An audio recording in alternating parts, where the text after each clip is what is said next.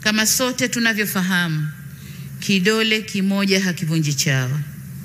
Ni dhahiri kuwa yote yaliyoelezwa na ambayo wananchi wanaendelea kuyashuhudia kwenye maeneo yao yamechangiwa na utekelezaji wa majukumu ya kikatiba ya Bunge la Jamhuri ya Muungano wa Tanzania kwa mujibu wa ibara 63(2) ya katiba yetu ya Tanzania inayolitaka Bunge kusimamia na kuishauri serikali kwa niaba ya wananchi.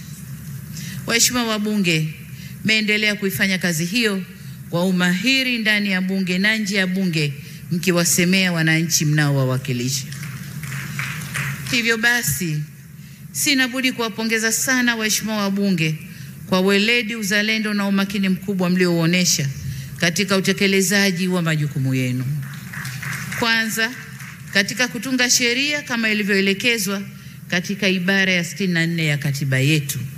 Lakini la pili, katika kujadili na kupitisha bajeti za serikali kwa mujibu wa ibara ya 137 ya katiba yetu. Tatu, katika kusimamia kwa ukaribu utekelezaji wa mpango wa serikali kupitia kamati zenu za kudumu za Bunge na kamati maalumu zilizoundwa kila mambo yanapotokea.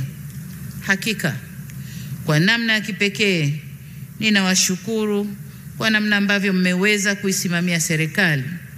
Nimeona mijadala yenu yenye hoja, mashiko na yenye kutanguliza maslahi kwa taifa na wananchi mbele.